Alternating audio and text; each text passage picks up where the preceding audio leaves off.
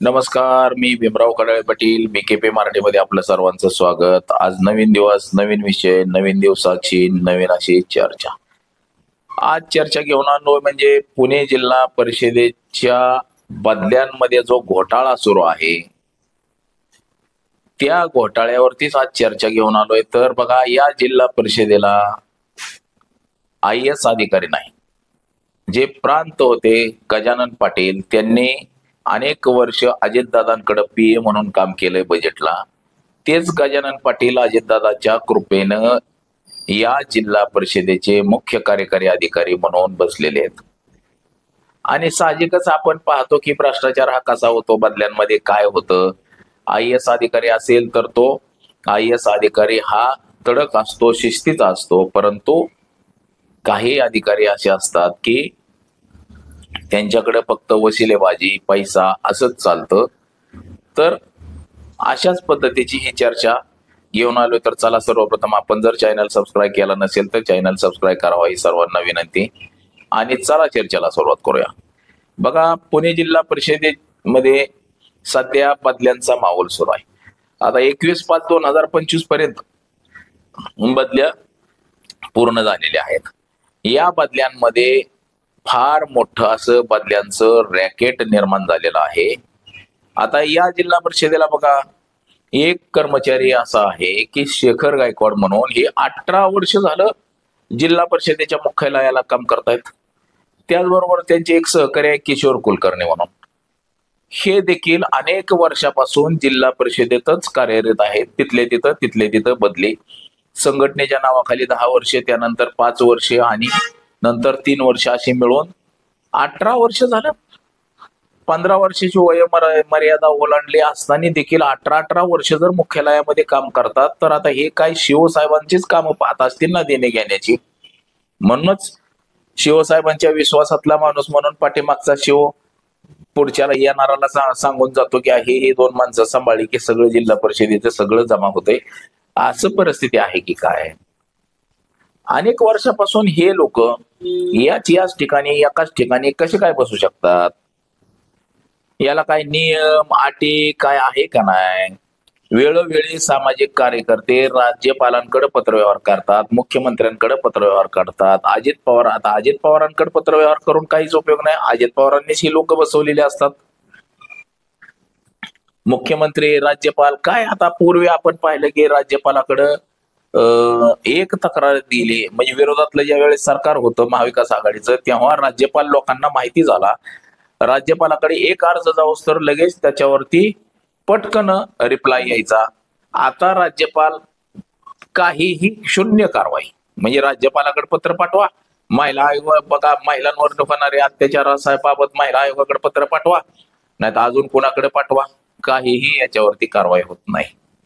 म्हणजे पुणे जिल्हा परिषदेमध्ये एवढ्या मोठ्या प्रमाणामध्ये भ्रष्टाचार वाढलाय की भ्रष्टाचार बोकाळलाय असा की भयानक असं जिल्हा परिषद झालंय. करोडो रुपयांची उलाढाल ही जिल्हा परिषदेच्या बदल्यांमध्ये होते. एका बदलीला एका ठिकाणचा दर 5 लाखापासून 50 लाखापर्यंत दर आहे. काय ही जिल्हा परिषद आहे का पैसे कमवायचा अड्डा आहे? मग जिल्हा परिषदेच्या आरोग्य विभागात तीच बोंब आहे. आरोग्य विभागात तर काय अधिकारी असे आहेत की बिगर कागदपत्राचे कामावरती घेतलेत आणि त्यांना गजानन पाटील म्हणजे मुख्य कार्यकारी अधिकारी जे जिल्हा परिषदेचे शिवसाहेब आहेत ह्यांचं पाठबळ आहे. या ठिकाणी बघा, आरोग्य भवनाकडनं ज्या भरत्या झालेल्या आहेत त्या भरत्यांबाबतची कागदपत्र देखील जिल्हा परिषदेकडे उपलब्ध नाहीत. ते कुठनं आले, कोण आहेत, अतिरेकी आहेत का पाकिस्तानी आहेत, हे सुद्धा यांना माहिती नाही. म्हणजे त्या व्यक्तींची जर फाईलच जिल्हा परिषदेला नसेल तर ही व्यक्ती नेमकी आहे कोण, अतिरेकी आहे का पाकिस्तानी आहे का अजून कोण आहे, हे देखील या जिल्हा परिषदेचे जे मुख्य कार्यकारी अधिकारी आहेत गजानन पाटील साहेब यांना माहिती नाही. असाच सगळा भोंगळा कारभार या जिल्हा परिषदेमध्ये सुरू आहे. गजानन पाटील यांना अजित पवार यांच्या कृपेनं पुणे जिल्हा परिषदेचं बेकायदेशीरपणे मुख्य कार्यकारी अधिकारी पद मिळाले नाही.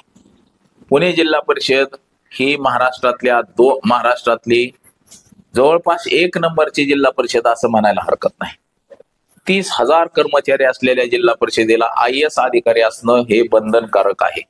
जर IAS अधिकारी उपलब्ध नसेल तरच इतरांकडे तो पण कार्यभार देता येणार नाही. आता यांना तुम्ही जिल्हाधिकारी म्हणून बसवणार का? हा IAS दर्जाचा केडर माणूस नाही, तरी देखील यांना तुम्ही मुख्य कार्यकारी अधिकारी म्हणून बसवलेला आहे. म्हणजे याचा अर्थ काय?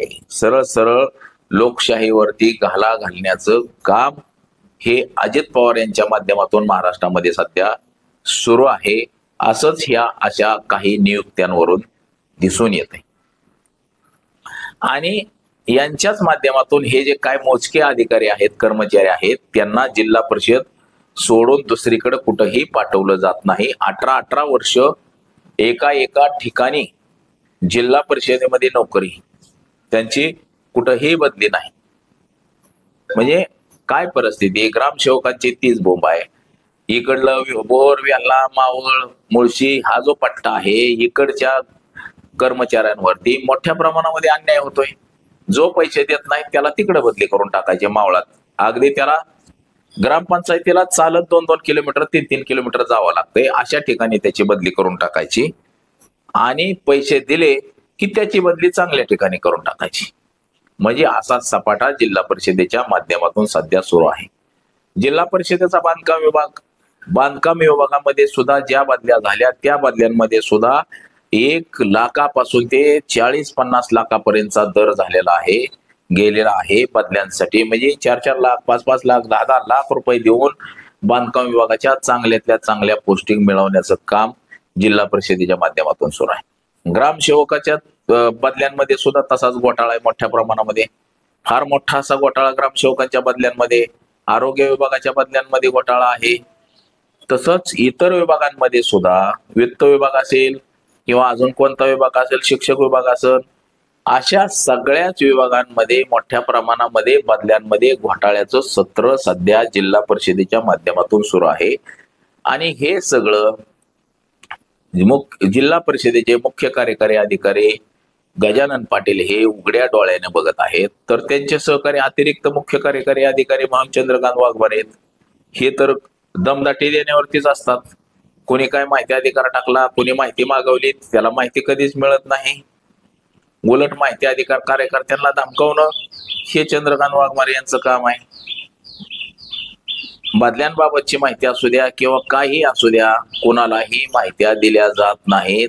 आणि पुणे जिल्हा परिषदेमध्ये भ्रष्टाचाराचा हा जो सावळा गोंधळ आहे, हा मोठ्या प्रमाणामध्ये सध्या तरी सुरू असल्याचं एकंदरीत दिसून येतंय. आता याबाबतच्या तक्रारी देखील वरिष्ठ कार्यालय म्हणजे माननीय मुख्यमंत्री असतील, राज्यपाल असतील यांच्याकडे वेळोवेळी झालेले आहेत. परंतु त्याला देखील केराची टोपली दाखवून अनेकांच्या बदल्या नियमबाह्य करण्यात आलेल्या आहेत. म्हणजे ज्याला नियमच लागू नाही अशा बदल्या नियमबाह्य करण्यात आलेल्या आहेत. आणि अशा किती बदल्या? निम्म्याच्या वर बदल्या अशा पद्धतीनं झालेल्या आहेत. जिल्हा परिषदेच्या ज्या एकूण बदल्या झाल्या त्यामध्ये निम्म्यापेक्षा जास्त बदल्यांमध्ये मोठ्या प्रमाणामध्ये गैरव्यवहार झाला असल्याचं अनेकांनी बोलून दाखवलं. परंतु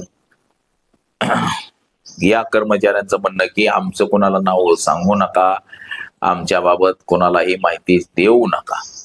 म्हणजे ज्या कर्मचाऱ्यांच्या बदल्या चांगल्या ठिकाणी झाल्या नाहीत किंवा त्यांच्यावर अन्याय झालाय असेच कर्मचारी रडकुंडीला आलेले आहेत की त्यांच्या वेळोवेळी बदल्या इतरत्र ठिकाणी केल्या जातात आणि संघटनेचे पदाधिकारी असतील किंवा जे काही माल देणारे लोक असतील त्यांच्या बदल्या मात्र तिथल्या तिथं केल्याचं दिसून येत आहे.